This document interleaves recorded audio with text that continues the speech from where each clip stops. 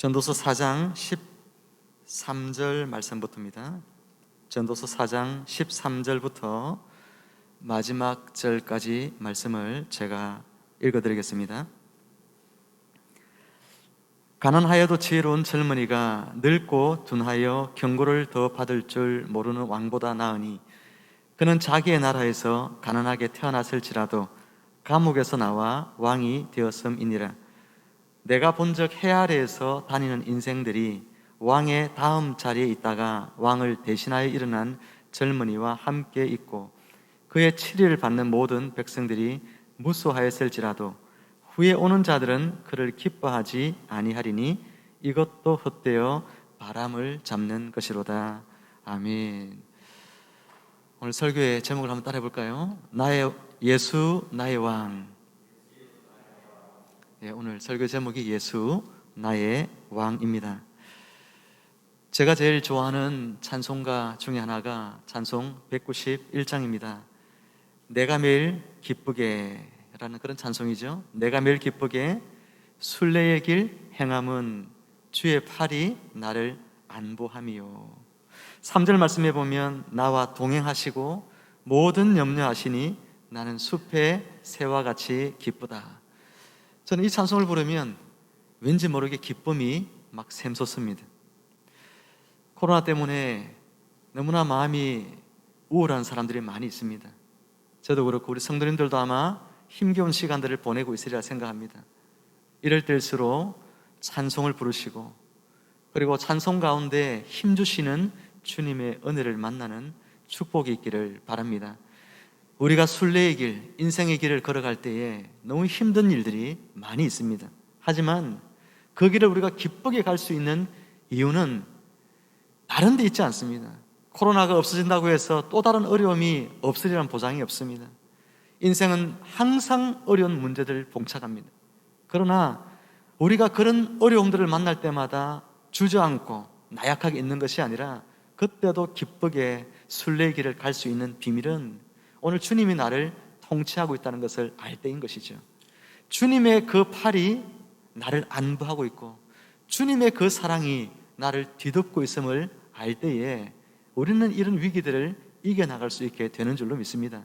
오늘도 말씀 가운데 역사하시는 예수님을 오늘도 만나시고 주님이 주시는 위로와 주님이 주시는 기쁨과 소망을 가지고 복된 삶을 누리는 우리 모든 성도님들 되시기를 주님의 이름으로 축원합니다. 오늘 본문 13절 말씀에 보면 솔로몬은 두 부류의 사람을 비교하고 있습니다. 가난한 젊은 사람 하나와 또 하나는 모든 권세와 부를 가진 늙은 왕입니다. 여러분은 이 두 사람 중에 어떤 사람이 더 낫다고 여기십니까? 솔로몬은 가난하지만 젊은이가 더 낫다고 이야기를 하고 있습니다.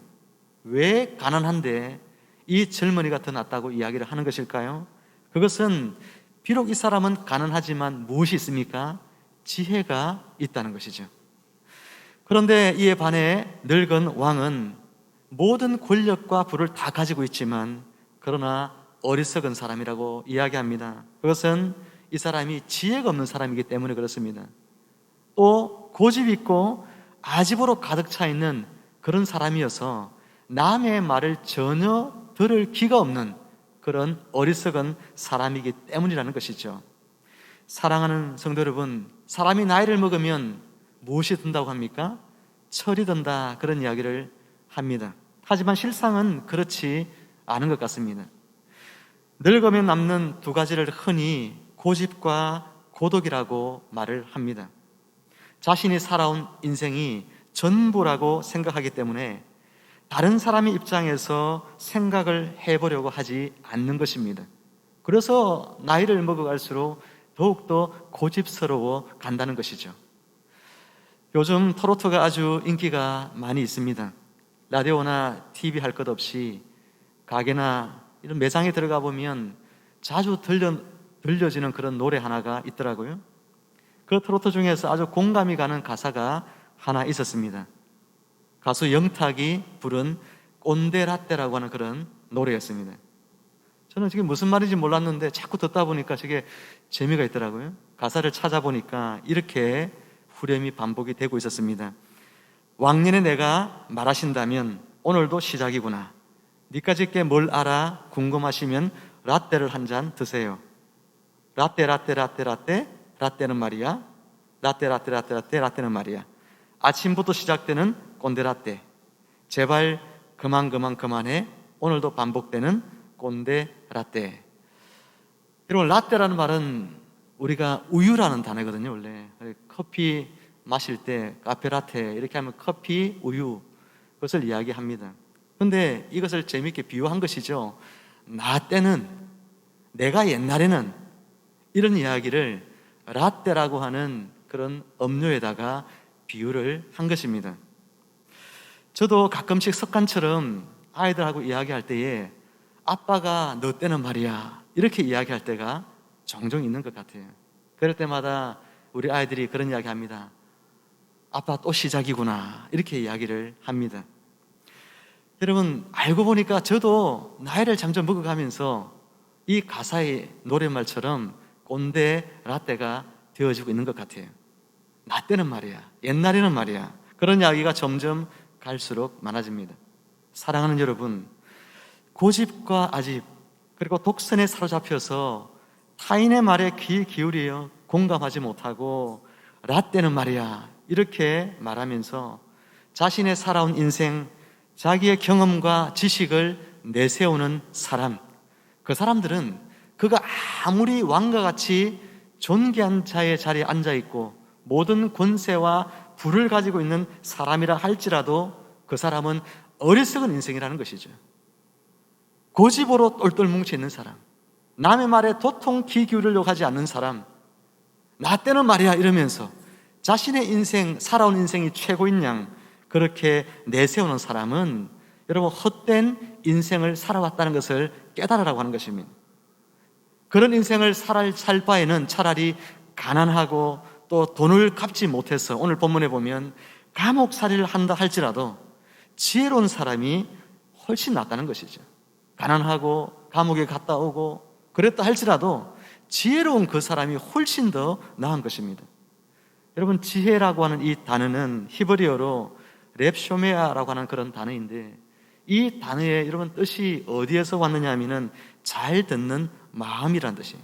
잘 듣는 마음. 한번 따라해 봅시다. 잘 듣는 마음. 지혜가 뭐라고요? 잘 듣는 마음이라고요. 로마서에서 보면 믿음은 어디서 난다고 했습니까? 들음에서 난다고 하지 않았습니까? 잘 듣는 것이 굉장히 중요합니다. 그것이 지혜입니다. 사랑하는 성도 여러분, 여러분은 잘 듣는 마음을 지니시기를 주님의 이름으로 축복합니다. 먼저는 하나님의 말씀을 잘 듣는 마음이 있어야 하는 것입니다. 하나님의 말씀을 잘 듣는 사람이 복입니다. 그리고 하나님이 세우신 말씀의 사역자를 통해서 들려주시는 하나님의 말씀과 또한 권면을 잘 듣는 마음이 있어야 하는 것입니다. 그래서 그 사람이 지혜로운 사람이고 그 사람이 인생의 길을 갈 때 어그러지지 아니하고 헛된 길을 가지 아니하고 축복의 길을 걸어가게 되어지는 것입니다. 그러면 오늘 본문이 말하는 지혜로운 젊은이는 누구를 말하고 있는 것일까요? 14절 말씀을 제가 읽어드립니다. 그는 자기의 나라에서 가난하게 태어났을지라도 감옥에서 나와 왕이 되었음이니라. 여러분, 이 구절을 한번 유심히 한번 살펴보십시오. 아주 비천한 삶으로 떨어진 한 사람이 있습니다. 그런데 그 사람의 삶이 나중에는 더 비천한 지경에 처하게 되는데 감옥에까지 들어가게 되어집니다. 그리고 감옥에서 나중에 나와가지고 왕이 된 사람 하면 어떤 인물이 떠오릅니까? 요셉이라는 인물이 떠올라야 되는 것이죠. 요셉은 형들의 손에 의해서 팔려서 노예라고 하는 비천한 신분에 처했다가 억울한 누명을 써서 감옥에 갇히게 되죠. 그리고 감옥에서 나와서 오늘 여기서는 왕이 된 사람 되어 있지만 왕과 같이 된 요셉이었어요. 이집트의 왕 파라오가 요셉에 대해서 이렇게 이야기를 했습니다. 창세기 41장 38절 이하의 말씀인데, 바로가 그의 신하들에게 이르되 이와 같이 하나님의 영에 감동된 사람을 우리가 어찌 찾을 수 있으리요 하고 요셉에게 이르되 하나님이 이 모든 것을 네게 보이셨으니 너와 같이 명철하고 지혜 있는 자가 없도다. 너는 내 집을 다스리라. 내 백성이 다 내 명령에 복종하리니 내가 너보다 높은 것은 내 왕자뿐이라. 여러분, 이집트의 왕 파라오가 요셉에 대하여 이야기한 이야기죠. 하나님의 영으로 충만해 있다. 요셉을 그렇게 이야기했습니다. 명철하고 지혜로운 사람이라 이렇게 이야기했습니다. 그래서 그에게 어떤 권세를 줍니까? 이집트의 왕이 되는 권세, 왕의 자리만 빼고 왕과 같이 모든 권세를 다 행사할 수 있는 그런 다스림의 권세를 요셉에게 부여해 줍니다. 그래서 솔로몬은 오늘 이 요셉을 감옥에서 나와 왕이 된 사람이라 그렇게 이야기를 하고 있는 것이죠. 요셉이 얼마나 지혜로운 사람입니까? 온 세상에 여러분 7년 흉년이 들었을 때에 그때 모두가 다 굶어서 죽을 상황이 되어졌지만, 그러나 요셉이 너무나 지혜로운 사람이어서 풍년이었을 때 양식을 잘 비축해 두어 가지고 이 환란이 왔을 때에 사람들이 굶어 죽지 않도록 했던 사람이 요셉입니다. 뿐만 아니라 이집트란 나라가 원래도 강대국인데 이 이집트가 세계에서 가장 부강한 그런 나라가 되게 하는 일에 1등 공신이 바로 요셉이라는 인물이었습니다. 요셉의 통치를 받는 그 땅의 백성들의 삶은 어땠을까요? 얼마나 여러분 행복하게 살았겠습니까? 한 사람의 통치자가 지혜로울 때 그 사람의 통치를 받는 그 땅의 백성들은 참으로 행복한 것이죠. 이에 반해 늙고 고집불통의 어리석은 왕은 누구를 말할까요? 이집트에 여러분 모세 때에 있었던 파라오 왕이 바로 그에 해당이 됩니다. 파라오는 모세가 찾아왔을 때, 그래서 이스라엘 백성들을 광야로 보내가지고 자기 하나님들을 예배할 수 있게 해달라고 했을 때에, 그런데 파라오 왕은 완고하고 미련했기 때문에 모세의 말에 귀를 기울이지 않았습니다. 그래서 그 나라가 10가지 재앙을 통해서 참혹한 고통을 겪게 될 때에, 그때서야 비로소 이 이스라엘 백성들을 보내게 되었다는 것이죠. 또한 이스라엘의 일대 왕인 사울 왕을 보십시오. 사울 왕도 얼마나 어리석은 왕인지 모릅니다. 지혜로웠던 그의 아들 요나단의 아버지에게 충고를 하지만, 그러나 그 충고를 듣지 않고 자기의 권력을 지키기 위해서 충성된 신하였던 다윗을 죽이려고 합니다. 공포정치로 나라를 온통 혼란에 빠뜨린 인물이 바로 사울이었습니다. 누구도 사울에게 대적할 수가 없었습니다. 서슬푸른 칼날로 자신을 대적하는 모든 자들을 숙청해버리는 사울 왕이었기 때문에 그렇습니다. 그러다가 결국은 나라가 전쟁에 여러분 소용돌이에 휘말리게 되죠. 전쟁이 여러분 일어나면 나라가 전체가 다 폐허가 되어집니다. 그리고 사울 또한 그 전장에서 참혹하게 죽음을 맞이하고 말았습니다. 여러분, 이것이 들을 기가 없는 어리석은 사람들의 최후라는 것입니다. 오늘 사랑하는 여러분, 저와 여러분들은 들을 기가 있는 지혜로운 자가 되어서 하나님이 주시는 축복을 누리는 은혜가 있기를 주님의 이름으로 축원합니다. 들을 기가 있어야 돼요. 아무리 왕이라도 들을 기가 없고 고집불통으로 살면 그 사람의 인생은 헛되고, 여러분, 그 사람의 인생은 험한 인생이 되고 마는 것입니다. 이처럼 지혜로운 왕은 지혜로 통치하기에 백성들을 행복하게 하지만, 어리석은 왕은 사람들의 충고나 직언을 듣기를 싫어하고 완고하게 고집을 부리고 소통하지 않고 언로를 차단을 하고 일방적으로 힘으로 백성을 누리려고 하기 때문에 백성들의 삶의 질은 급격히 나빠져서 급기야 나라 전체가 도탄에 빠지게 되어지는 것입니다. 그러므로 우리나라의 지도자를 뽑을 때에도 저들이 가진 화려한 경력이나 그들의 언변에 속아서는 안 됩니다. 학력이나 경력, 출신 지역이나 당을 보고 뽑아서도 더더욱 안 됩니다. 우리가 사람을 지도자로 세울 때에는 그 사람이 얼마나 지혜로운 사람인지를 점검해야 하는 것입니다. 바꿔 말해서 권세자들에게 부여되어진 모든 권세는 하나님께로부터 온 것입니다. 그러니 그 권세를 받은 사람은 마땅히 하나님을 가장 두려워해야 하는 것이죠. 하나님을 존중히 여기는 사람, 그 사람이 지혜로운 지도자인 것입니다. 또한 백성들의 소리에 귀를 잘 기울이는 사람이어야 합니다. 자신이 바른 결정을 내리기 위해서는 반대당의 사람의 견해도 잘 경청할 수 있어야 합니다. 사회 통합을 위해서 얼마나 각계각층의 의견을 잘 수렴하여 듣는지, 합당하고 지혜로운 정책을 제시하고 또한 그것을 수행할 수 있는 능력은 있는지, 여러분 이런 것들을 잘 살펴보는 것, 그런 지혜가 절대적으로 필요한 것입니다. 어쨌거나 지혜로운 요셉의 통치가 있었기 때문에 여러분 이집트는 태평성대를 누리게 됩니다. 나라 곳곳에서 요셉을 칭송하는 소리가 가득하였습니다. 그런데 오늘 본문이 16절에서 분위기가 반전이 되어집니다. 16절 말씀을 제가 읽어드립니다. 그의 치리를 받는 모든 백성들이 무수하였을지라도 후에 오는 자들은 그를 기뻐하지 아니하리니 이것도 헛되어 바람을 잡는 것이로다. 여러분 이 구절이 말하고자 하는 것은 아무리 지혜로운 통치자라 하더라도 그의 권력이 어떻다는 것입니까? 영원하지 못하다는 것입니다. 출애굽기 1장 8절은 이렇게 요셉 이후의 기사를 기록하고 있습니다.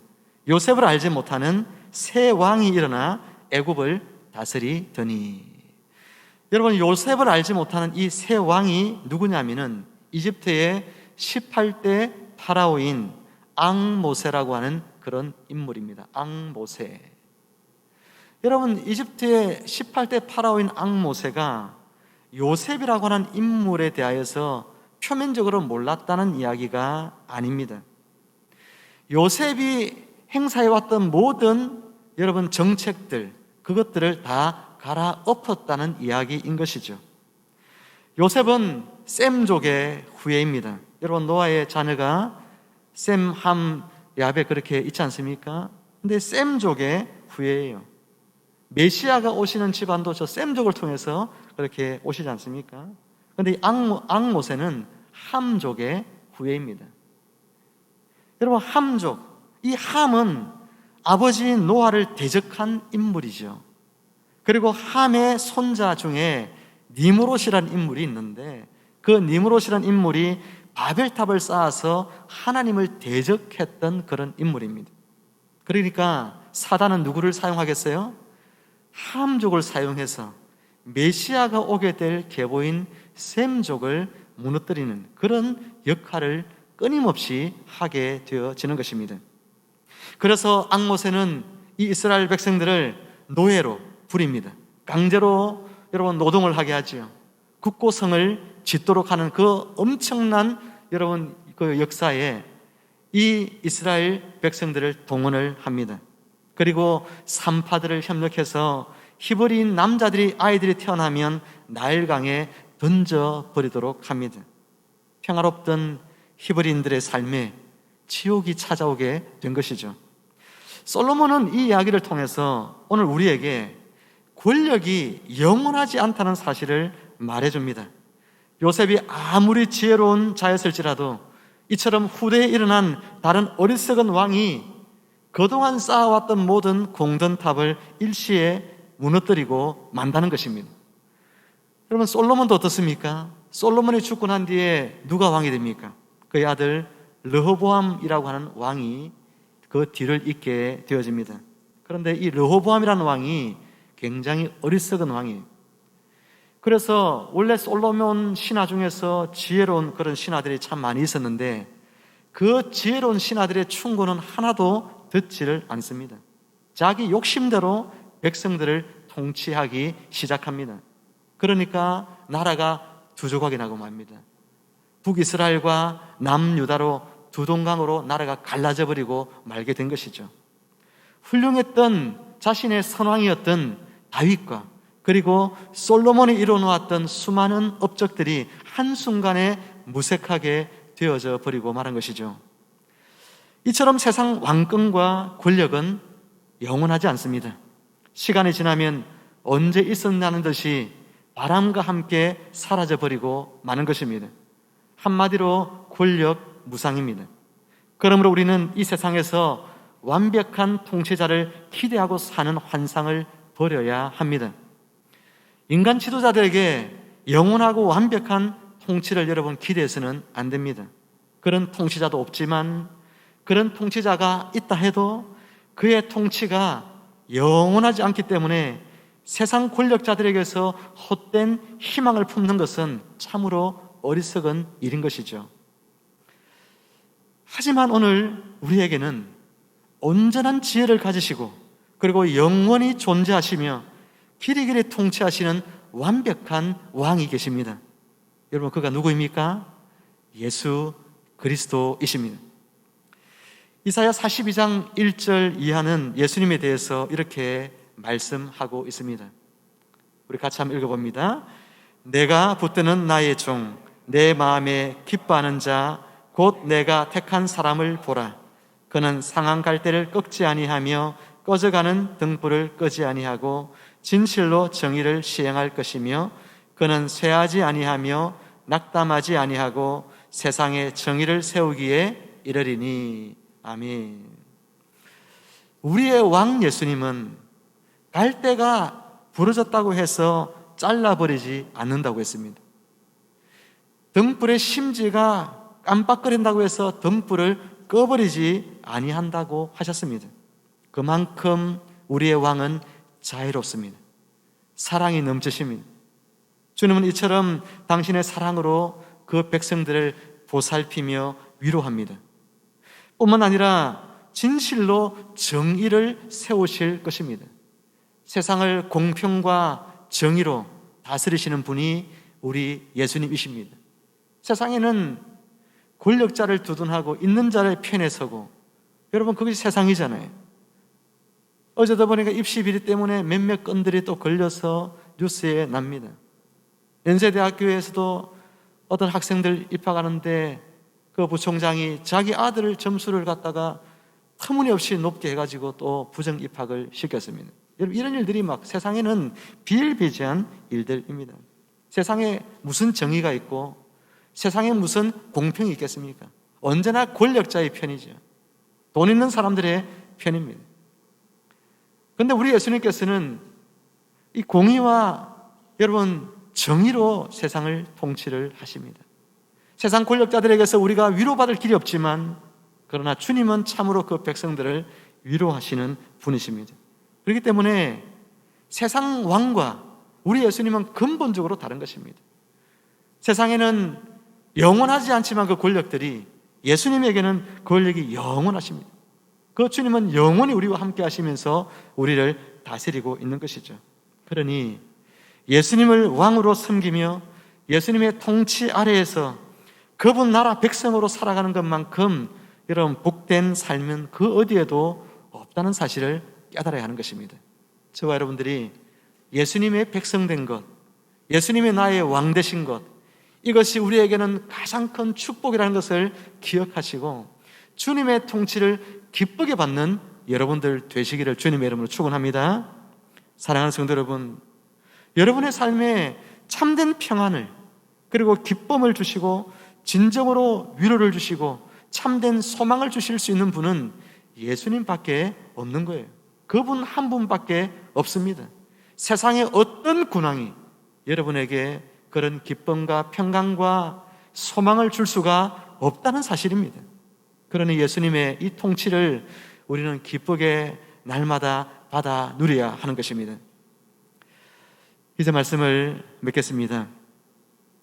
예수님 외에 우리가 영원히 의지하고 따라가야 할 지도자는 없습니다. 그러므로 우리는 인간 지도자들에게 영원하고 완벽한 통치를 기대해서는 안 됩니다. 지혜가 훌륭한 통치자를 만드는 것은 맞죠. 그러나 한 통치자가 항상 지혜로운 것이 아니죠. 또 계속해서 지혜로운 통치자가 세상에 등장하는 것도 아닙니다. 인간 지도자들의 인도가 예수님의 통치와 일치할 때, 그럴 때가 잘 없죠. 그러나 우리가 그럴 때는 기쁨으로 그 인간 지도자들의 통치를 순종하며 따라가야 합니다. 하지만 예수님의 통치와 일치하지 못할 때가 너무나 많은 거예요.